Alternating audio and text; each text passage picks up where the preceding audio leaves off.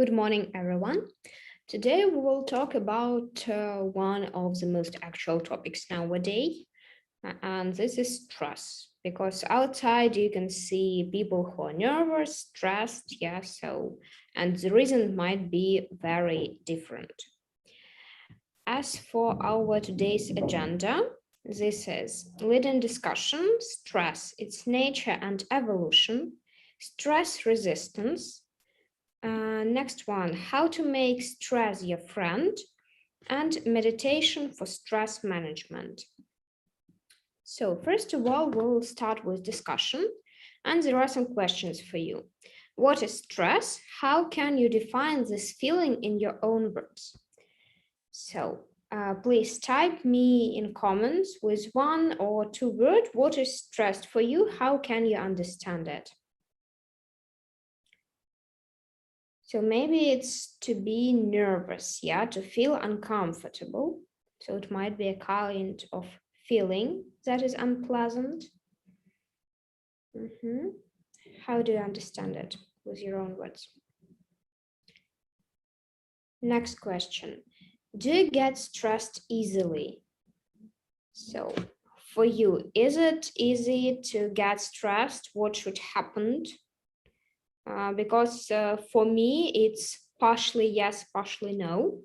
So if we're talking about the circumstances, from the third question, that stressed me the most, it might be exams or tests, at school, at university, or maybe some interviews at work and the rest.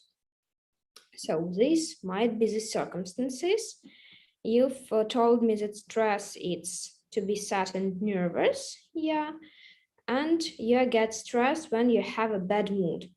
Definitely, because during the depression, you can't just be uplifted and everything can destroy your mood.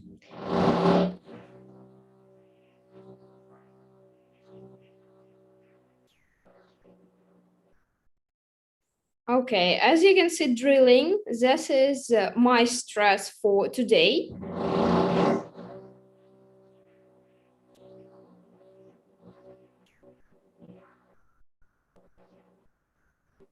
It's really awful and I have no idea what to do with it because I had the previous webinar with the same sound and I was really stressed. Now let's look what should we do with it. Are you stressed about something now? And why does it make you feel stressed? So for me, drilling makes me feel stressed because you can't hear me well. So it's awful, So, and you're quite relaxed. Okay, good. Let's move forward. Next one. We will observe the definition of the stressed. You guessed it right. This is a feeling of strain or pressure. So if we're talking about strain, it means tension when you feel nervous, uncomfortable, or in a depression, under the pressure. Next one. In 1950, an American psychologist, Walter Cannon, was the first to use the term stress. In his research of the universal fight or flight response, which is a psychological reaction that occurs in response to perceived harmful effect. So response is the same as feedback, how we react to the things. So it might be attack, threat to survival. Cannon's theory states that animals react to threat with a general discharge of the sympathetic nervous system, preparing the animal for fight or feeling. So sometimes you always have such a feeling like fight or flight.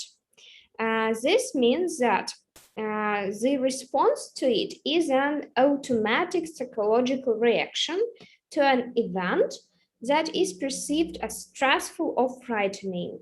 When you walk at night alone, and someone is going after you, it might be stressful or unpleasant. So you can go quicker or maybe run even, because this feeling is not comfortable for you. Or you can be bold, yeah, and ready to fight. This is the fight or flight reaction. Flight in this meaning means run away for it, either face with it or run away. Apart from this, the perception of the threat activates the sympathetic nervous system and triggers an acute stress response that prepares the body to fight or flee. So this is the feeling inside you when you not feel uncomfortable, but like adrenaline, yeah, that you need to react quickly and respond to everything that is going on around. You are on the alert. Next one, it's in 1936, a Hungarian-Canadian endocrinologist, Hans Seil, so you can see the picture of him, yeah, on the slide, who is now called the father of stress. So why is it so? He divided stress into two types. Eustress, that means good stress, and distress, bad stress. After 40 years of studying stress and stress adaptation in his book that was published in 1976, Searle came to the following set of conclusions.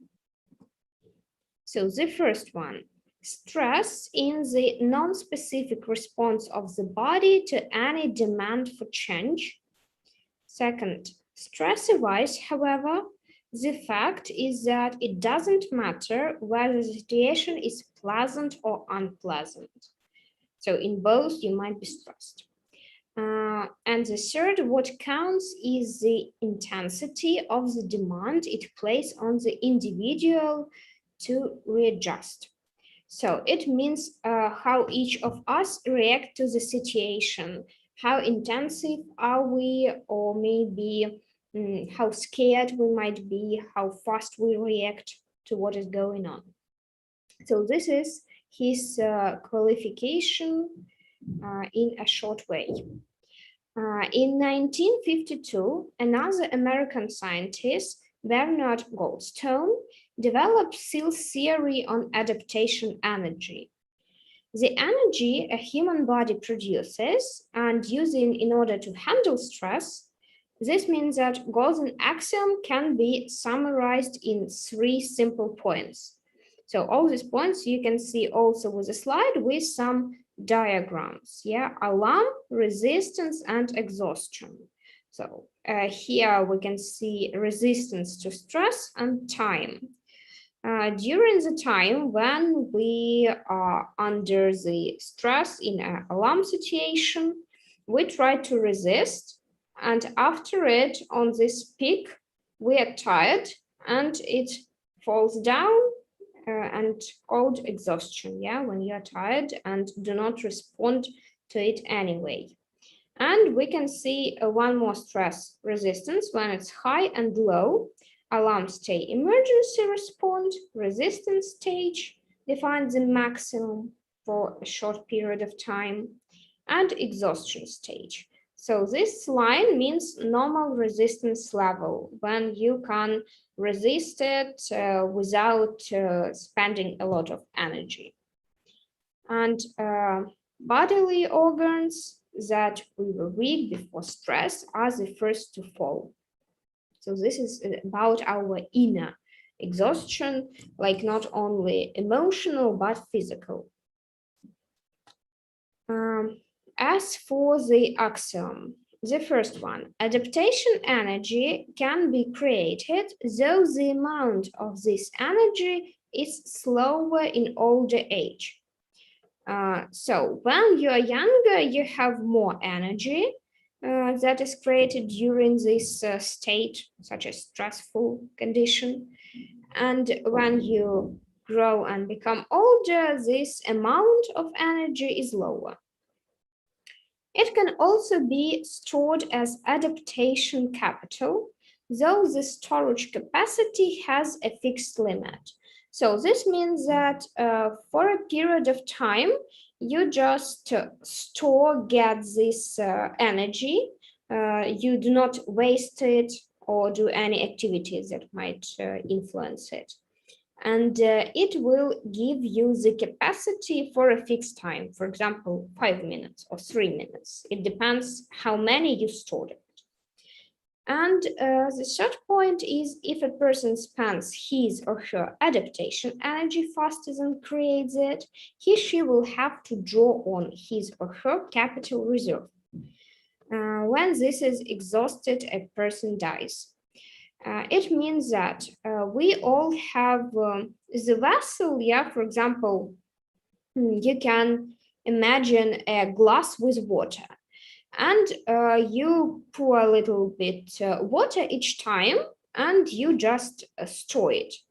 It means the adaptation energy that you have. And then you just put it away, yeah, or just spill it. And it means that you have less water in your glass. And if the water that you pour will be less that you just put in your glass, it will lead to an exhaustion in your body, like this. Next one. Now, based on the theory, we have just learned that there are main conclusions we can make about stress.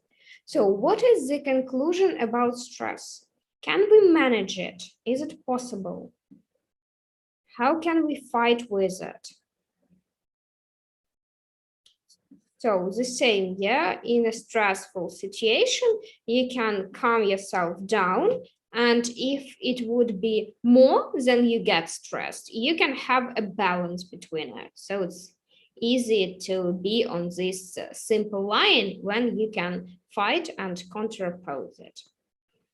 Now we'll move close to stress resistance. What do you do to reduce the stress in your life? So what helps you when you are in a depression, in a bad mood? How can you reduce the stress? For example, watching TV serials or playing outside with friends, what helps you? How do you relax and how often do you relax? So, for example, if we take walking with friends, is it a kind of reducing the stress or also the relaxation?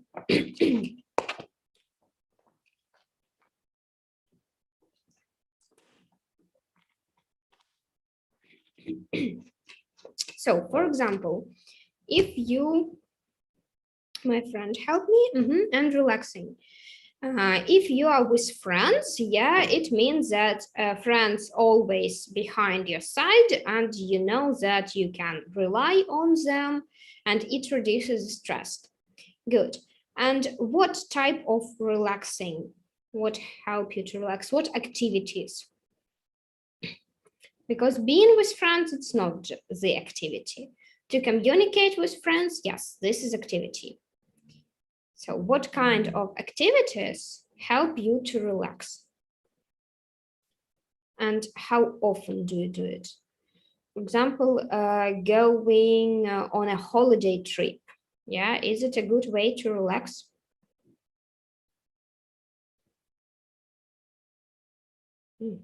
I'm every day relaxing. In what way, Diana? Is it a meditation to relax or what kind of relaxing? Just laying on a bed or thinking about something pleasant. Reading a book, yes, reading a book, it's a good way to relax when you're just in the plot with your favorite heroes, so that's good. Distract and don't think about the reason of the stress. Yeah, Anna, this is also a good advice. But when you say don't think about the reason of the stress, so do you mean that you don't worry what is going on, why it's appear, or do not analyze at all and do anything with it? Because sometimes it's useful to think, to analyze, and maybe get off with this stress. But being distracted, that's nice when you change the kind of activities. Yeah, watching films or movies and listening to music. Good, thanks for your comments. Let's move forward. Go through the following steps to prepare your personal stress resistance guide to control the level of stress and the intensity of the response to stress. So, this is the guide how we can control it. Yeah, like eating sweets, but it's not.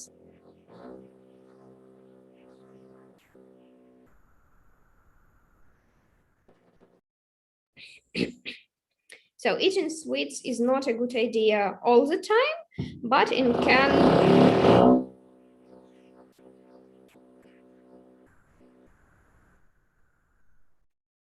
can help us for a short period of time. And speaking with parents,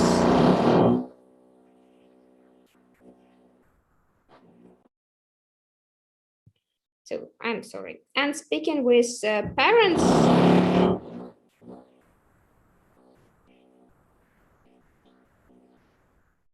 may help us to solve the problem, to find the solution. Here is the first step. What should we do?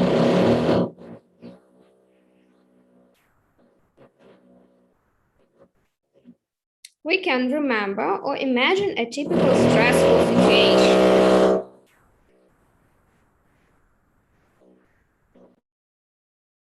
So, for example, this drilling is my typical stressful situation of a day. Next step by step, describe your response to the stress. So response, this is how we react. For example, trying to ignore it if it's possible.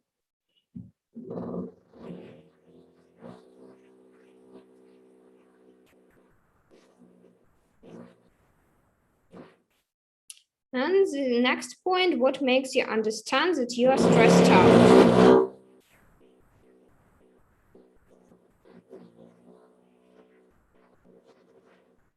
So type me the answer for the first question. What is stressful situation for you? Then your response, how you respond to it, what you do with it, and how can you understand that you stress out? You feel uncomfortable.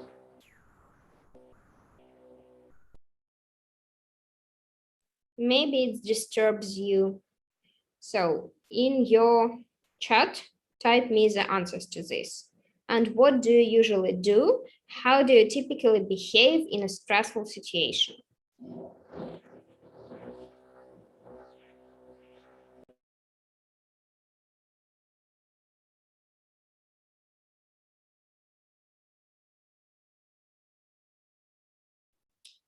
So for all these 3 points, type me the answers in chat. What is stressful situation?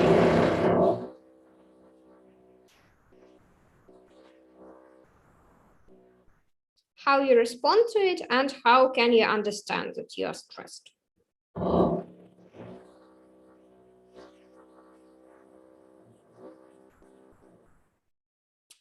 While you are doing it, we'll move forward to the next slide.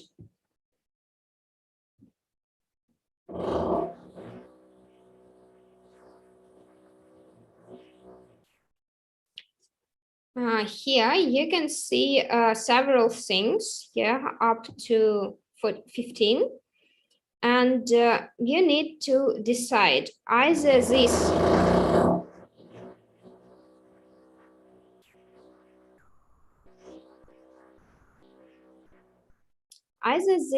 helps us like an activity, the things described on the slide are feeling, or are they action?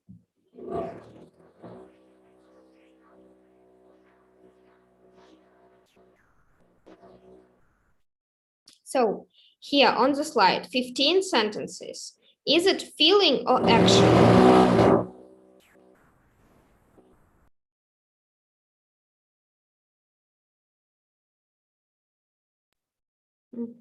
So let's look. I'm getting angry.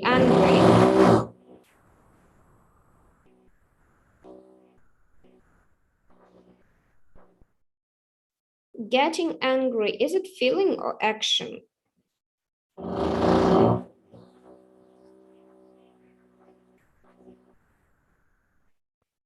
For example, if it's I'm angry, it's feeling. I'm getting angry, it's action.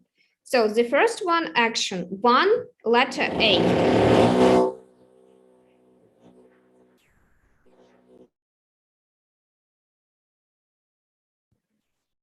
Number 2, I'm getting easily irritated.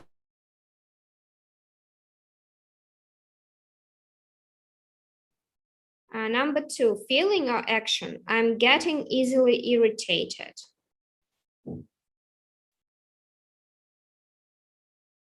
What do you think? Please type with numbers. 1F or 1A.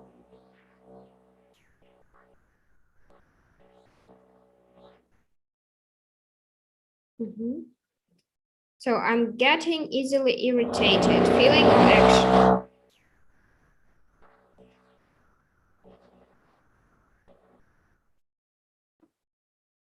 So it might be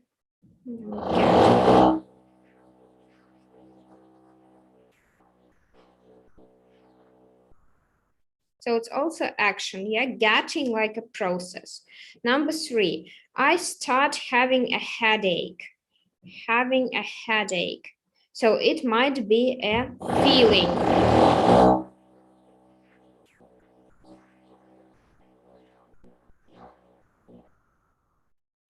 A feeling because your headache, you can feel it, yeah, that it feels hurt or something like this. Number 4, I need to take a break.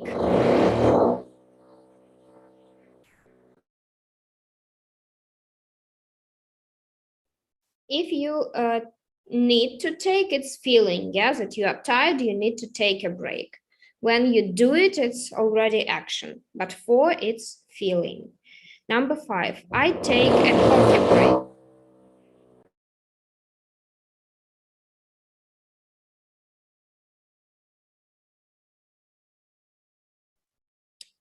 I take a coffee break. Number 5. So here it's action. Yeah, I already do it.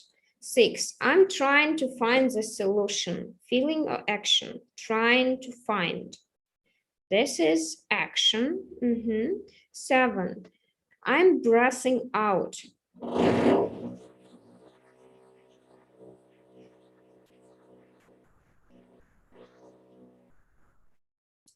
So 7, feeling or action?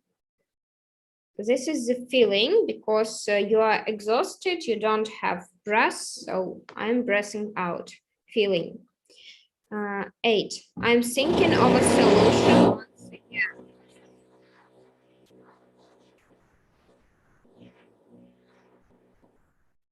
I'm thinking of a solution once again.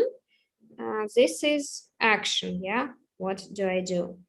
Number 9, I sometimes yell.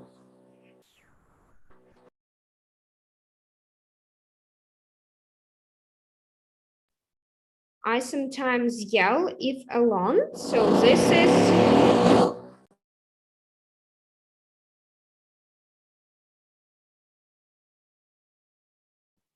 is action. Number 9. 10. I sometimes cry. Cry, is it feeling or action? Action, good. 11.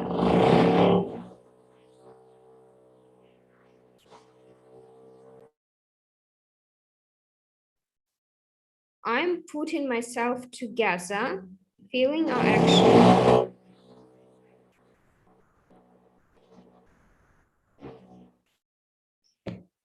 Putting together, it's action. Yeah, 12.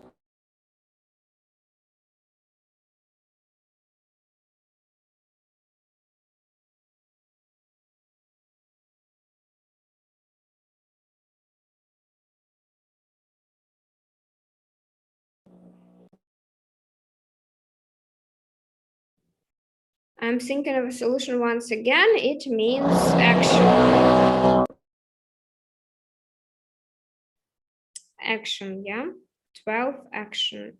13, I come up with at least 2 possible solutions. This is also action. 14. I'm breathing out. So we've already discussed it. It's feeling.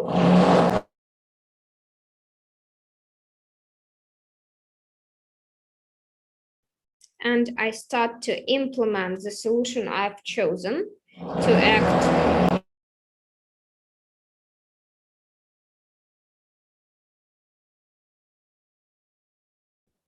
To act means to implement. This is action. Good. Yeah, you commented practically right. Well done. Now let's look at the comments from the previous slide. This one, yeah, as for the problem and how you fight with it. So you mentioned that you are in a stressful situation when you have a lot of homework. Then when someone say me something bad, I speak with my friends and family about it. So this might be the response to it. Maybe when cry or very sad. This is stressful situation, yeah? When parents enter the flat and have a mess, the situation is really stressful because you know what maybe follow or the consequences of it. When in one day, 5 control tests, exam tests, yeah, it's really exhausted, stressful, and when you have the 5th one, you just do not worry about anything because you can't just manage this level of stress. Again, tests. When I broke something, yeah, it's not a pleasant feeling because someone might be dissatisfied if this really pressures thing for them. Good. When I had a lot of homework, because you have less time, yeah, to cope with a huge amount of tasks and actions. Good. So next one. What do you usually do to decrease the stress level? Decrease means make it lower to avoid it. Make a list of 10 actions that always make you feel better when under stress. So what makes you feel better? You've mentioned sweets, yeah. For example, it might help. What else? For me, I like coffee. It makes me feel better at any situation. What else for you? Maybe order some sushi, pizza, make a party when you are depressed. Invite some friends. So send me the activities that help you to feel better when you are under stress. Let's try to find out what you do and how you cope with it. Drink water. Yeah, it's a good idea. Food. What else? Book and tea. Yeah, in a rainy weather, when everything is depressing during the autumn, book and tea is just the perfect solution. Good. Is there anything else? Call to friend. Good. Now let's discuss how to make stress your friend. Walk alone and listen music. Yeah, also good idea, Anna. Have a party. Something sweet, yeah, good. So look here. Do you agree or disagree with the following statement and why? The first one. When people say they can't handle stress, they mean they can't handle responsibility. What does it mean? They can't handle stress, they can't handle responsibility. So, for example, if you are responsible for the task, you don't have just all the resources, ideas, time, how to finish it. You are under the stress. So, do you agree that when you have high responsibility, it's more difficult to handle the stress, to cope with it. So definitely we will ask our friends, parents to help us to handle the stress with taking the part of responsibility on their own. So agree or disagree? When people say they can't handle stress, they mean they can't handle responsibility. Is it true or false? And next one. Stress is the way to progress. Why is it so? True or false? For example, we know that stress might be good and bad, yeah, when we divide it into two categories. If we are talking about the progress, it means that you are in a stressful situation, you have the test, and you understand that without preparation, you can't cope it. So this stress just help you to prepare better, to learn more, and do any other actions. Also, when you are under the stressful situation, you need to react fast. And these are those conditions that improve your adaptation, your state to all the things that surround you. So it's definitely help you. But you do not use this kind of progress very often. Good. Now look at the next slide. Here you can see the picture of Kelly McGonigal. She is a health psychologist and a lecturer at Stanford University.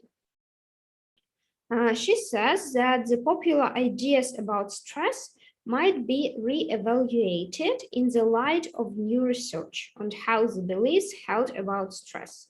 So before it, yeah, we had the notion what is stress, Canon told us about it. And here Kelly McGonigal suggests us to reevaluate, to relook at this problem under another corner. And to understand how thinking of stress is bad and how it can affect our health. According to Ms. McGonigal, the old understanding of stress is an unhelpful relic of our animal instinct in being replaced by the understanding that stress actually makes us socially smart. It's what allows us to be fully human. So she's talking about animal instinct, yeah, so fast reaction without thinking, and our evaluation, how we make a progress as being humans. We will watch a TED Talk Global, where she proves that stress is the most powerful energy source, that's the best possible mechanism of adaptation to the hardest condition.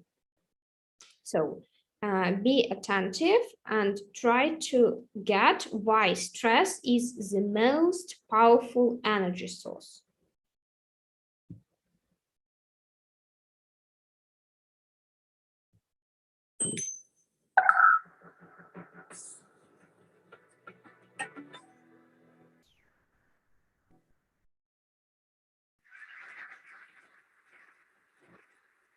I have a confession to make.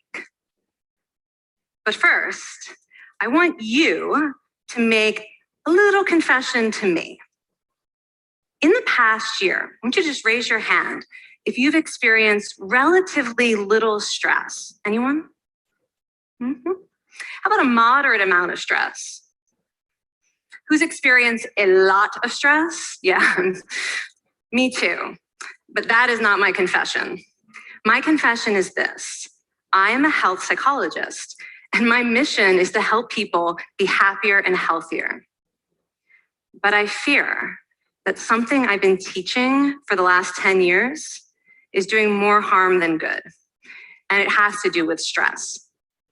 For years, I've been telling people stress makes you sick. It increases the risk of everything from the common cold to cardiovascular disease.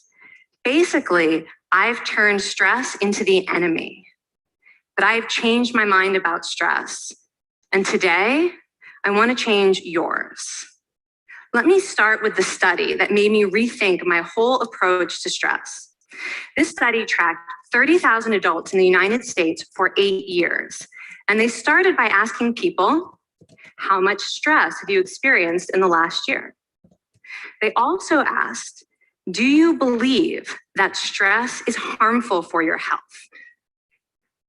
And then they used public death records to find out who died. Okay, some bad news first. People who experienced a lot of stress in the previous year had a 43% increased risk of dying. But that was only true for the people who also believed that stress is harmful for your health.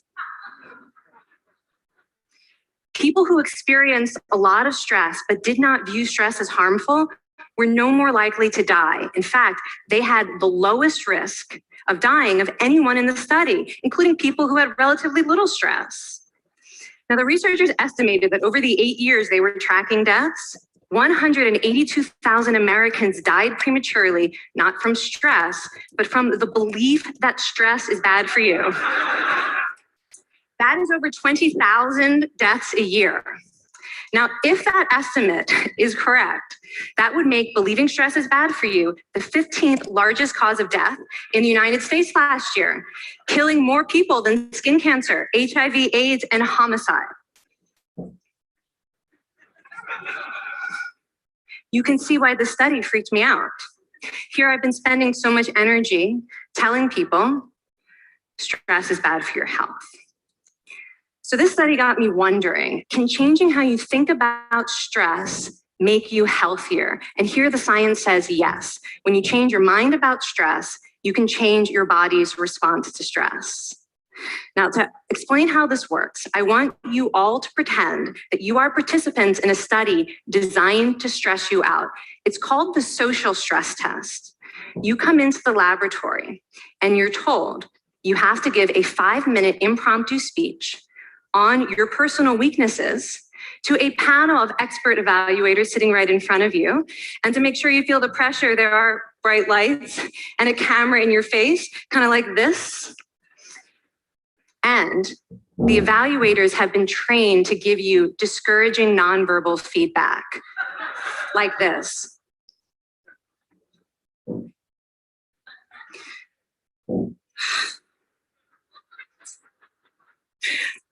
Now that you're sufficiently demoralized, time for part 2, a math test.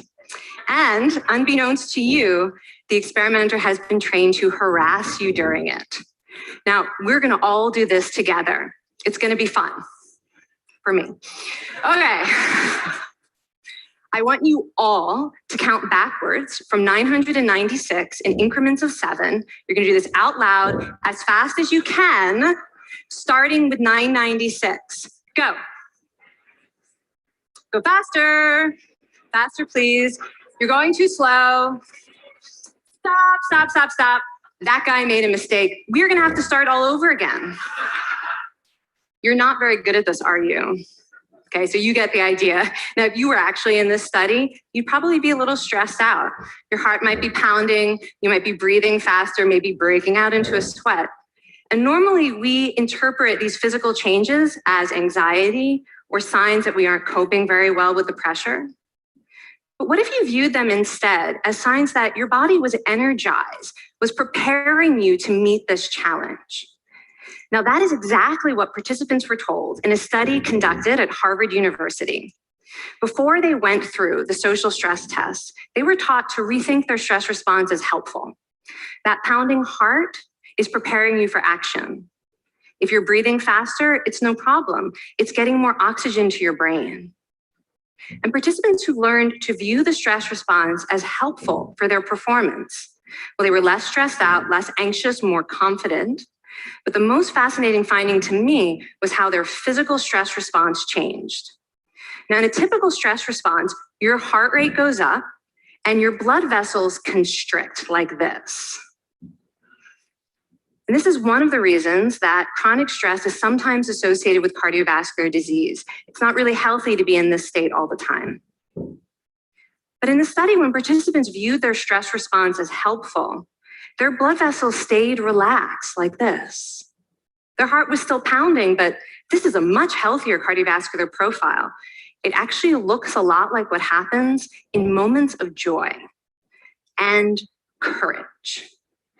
Over a lifetime of stressful experiences, this one biological change could be the difference between a stress-induced heart attack at age 50 and living well into your 90s. And this is really what the new science of stress reveals, that how you think about stress matters. So my goal as a health psychologist has changed. I no longer want to get rid of your stress. I want to make you better at stress. And we just did a little intervention. If you raised your hand and said you'd had a lot of stress in the last year, we could have saved your life. Because hopefully the next time your heart is pounding from stress, you're going to remember this talk and you're going to think to yourself, this is my body helping me rise to this challenge. And when you view stress in that way, your body believes you and your stress response becomes healthier. This is kind of amazing what you're telling us. It seems amazing to me that a belief about stress can make so much difference to someone's life expectancy. How would that extend to advice? Like if someone's making a lifestyle choice between, say, a stressful job and a non-stressful job, does it matter that which way they go, that it's equally wise to go for the stressful job so long as you believe that you can handle it in some sense? Yeah, and one thing we know for certain is that chasing meaning is better for your health than trying to avoid discomfort. And so I would say that's really the best way to make decisions, is go after what it is that creates meaning in your life and then trust yourself to handle the stress that follows. Thank you so much, Kelly. Thank you. That's really cool.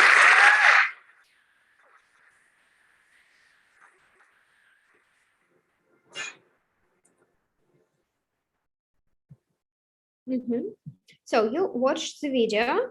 What do you think about this approach to the stress? So what was she telling? Is stress enemy in her opinion?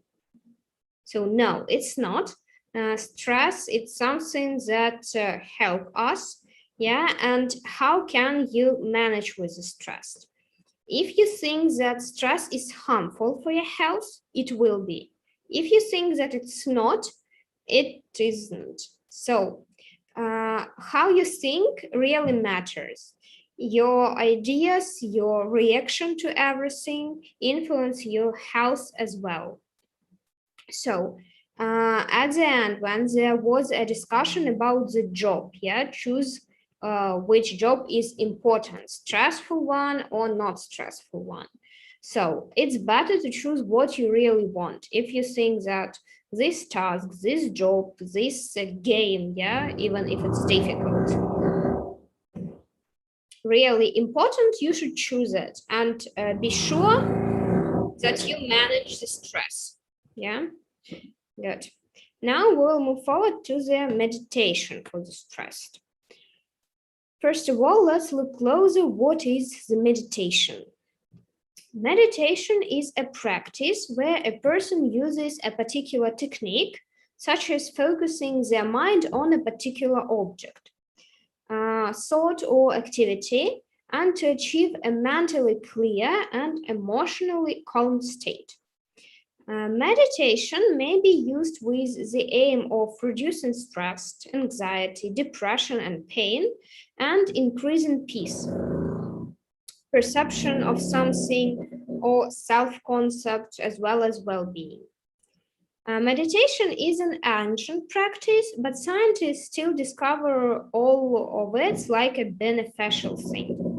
Since the 19th century, it has spread from its origins to other cultures, where it's commonly practiced in private and business life. So nowadays, there are a lot of people who really practice meditation, and it helps us. By the way, send me in chat, have you ever tried to meditate? Yes or no? So meditation is under research to define its possible health. It might be psychological, neurological, and cardiovascular. Cardiovascular means that it's connected with our heart, how it works, and other effects. Neurologists have found that regular meditation actually changes your brain in ways that it can help you to control emotions, enhance concentration, lower or decrease the stress, and even become more connected to those around you. With practice, you will be able to achieve a sense of tranquility. It means that you are relaxed and peace, no matter what's going on around you. So, for example, do you think that it's possible to meditate when it's drilling like today during our lesson? Is it possible or no? If you think that it's possible, send plus. If it's impossible, send minus.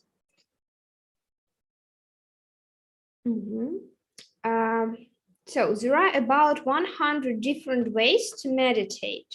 So if one practice doesn't seem to work for you, before you give up, consider trying another type that works better for you. So I tried up to 3 types of meditation. Some of you also tried it, someone know. So Anna, you typed that you tried it one time. Did it work? How it was for you? Successful or not? So, and you also said that it's impossible, yeah, to meditate in a loud room with the noise that disturbs you. Actually, that is the reason of meditation. So when you concentrate on something pleasant, when around you all the things that are bad or disturbing. So for example, when you meditate, you can imagine that you are on the beach with waves, with sea, and inside you feel relaxed. But in fact, you are in a hustle and bustle atmosphere that is very stressful. Good, let's move forward. Meditation counselor Paul Chernak writes, when engaging in meditation, the frequency of your practice is more important than the length. Meditation for as little as 5 to 10 minutes a day consistently has been found to be more beneficial than doing it for an hour once a week. So I think this approach works for all the things. Yeah, for example, it's better to practice new thing like at studying English, yeah, more often for a short period of time than just for the whole day and only once in a month. So not a good idea. The same with meditation. The more you try, the better you will be at it. Now we are going to watch one more video with 2 simple meditation methods, and then we will try to practice it a little bit. We have all kinds of ideas about meditation. But what's meditation really? And why bother? Well, for one thing, meditation has many benefits. Scientific research has shown that it can actually increase your happiness and your well-being. It can improve your concentration. It can help with depression and anxiety. It can even boost your body's immune system and reduce high blood pressure. But on a deeper level, meditation is really a process of getting to know your own mind.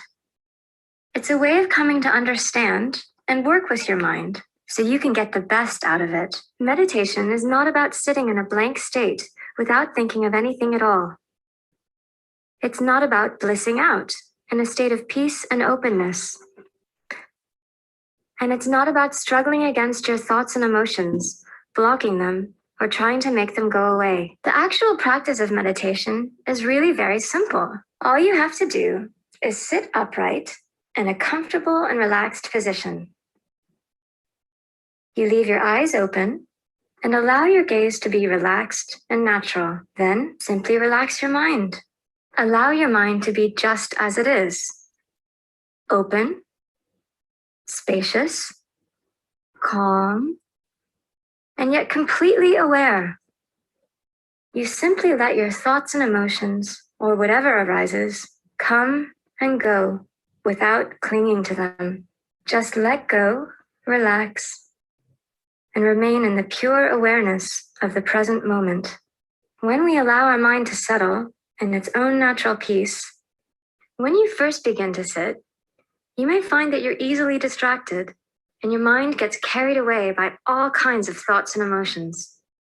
There are many different methods that we can use to help the mind stay calm and focused. One of the simplest methods is watching the breath. With this method, you don't need to change your normal way of breathing in any way. As you sit comfortably, gently bring your attention to the natural flow of your breath. As you breathe out, simply know that you're breathing out.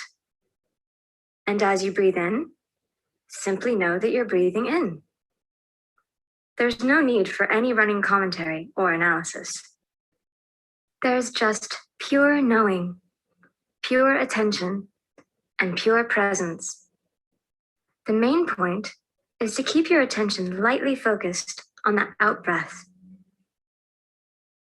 If you find that your mind drifts off and you get lost in daydreams, that's no problem. Just recognize that you're distracted and bring your attention gently back to your out breath. The idea is not to become fixated or tense. The most important is to be mindful of your breath, aware of whether you're distracted or not, and to simply remain spaciously. Another method you can use to settle your mind is to focus your attention on an object. As you sit in meditation posture, breathing naturally, rest your gaze on an object of natural beauty. It can be something that inspires you or something sacred. Rest your attention lightly on the object. Nothing more than that. You don't need to focus on every detail or to think about the object. Just keep your focus loose with just enough attention to hold the bare awareness of the object you're looking at. Then, whenever you recognize that your mind has drifted away from the object, just bring your attention back to it. The key point is simply to allow your mind to rest in a state of non-distraction in its own natural awareness. Other than that, there's nothing to do. Just leave your mind as it is. And whenever you get distracted, as soon as you notice, just gently bring your mind back to the object you're focusing on. Nothing else is necessary. Even to ask, how did I get distracted? Is just another distraction. Just rest, open, in the present moment. Gradually, your mind will settle. It will become so relaxed that it rests in itself in the state of non-distraction, which is what meditation really is. So you've listened to two types of meditation. Tell me, please, which one do you think the most suits for you? The first one or the second?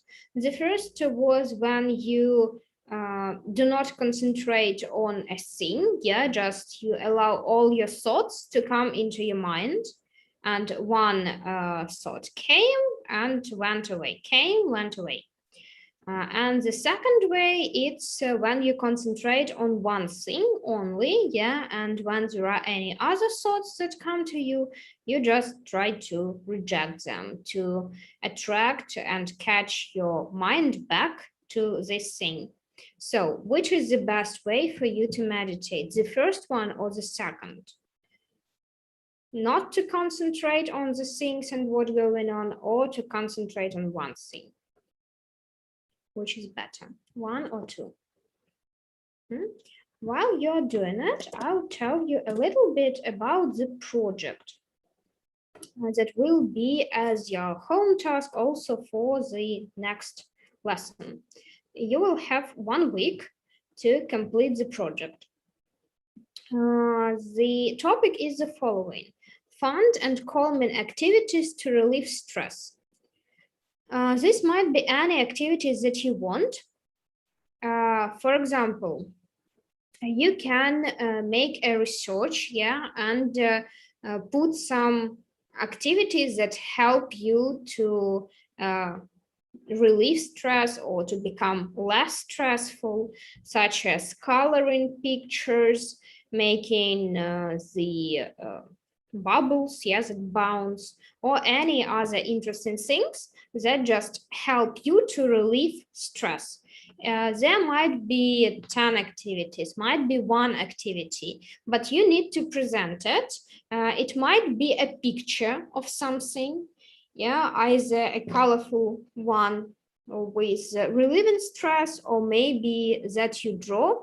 It might be a kind of a presentation video. So whatever you want, it's up to you. And all your project task, you should upload into the link that I sent here. Can you see it in chat? I send you the link. I will follow it and show you how it works.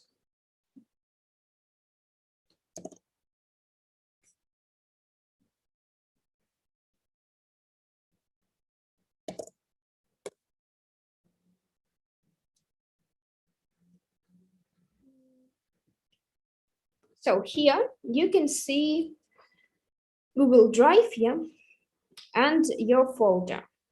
You need to make your project task and upload it here during the week. So you have not more than 7 days. To upload, you can click twice and choose upload the folder, yeah, or something like this. And choose the best one that you need. Or just draw it here, like add, for example, a picture. With the time it will be downloaded and all of us can see it here in this folder. So you can find the link in the chat. If you need, I can send it to you again. I'll show you the topic one more time. Yeah, fun and calming activities to relieve stress. And also continue doing the practice tasks that are open to you with the home task. So is the task with the project clear?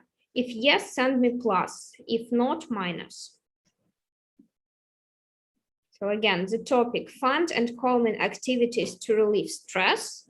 You can draw a picture, make a project, whatever you want, or just take a video, yeah, and send it how you relieve in what way. To describe, make a list of activities with small pictures. So it's up to you what you will do. Yeah, I can see plus from Sophia. The rest, are there any questions with the project? So if you have, you can always send me the message, yeah, and I will try to help you. So as for the previous one, the meditation, you mostly comment that the first option, yeah, and for Sophia, it's the second. Sometimes it might depends, yeah, not only one way or meditation, but you can use it for different aims and reasons. For the next time, we will start with discussion your pro. What the size should be. So it might be one page, yeah, with picture or with list with some topics. For example, if we are talking about fun activities, what activities do you know? What helps you to relieve stress? You were talking about speaking with friends, yeah, walking with them. You can draw a picture when you are with your friend. You can add a photo when you are together and add some more details. Why does it helpful?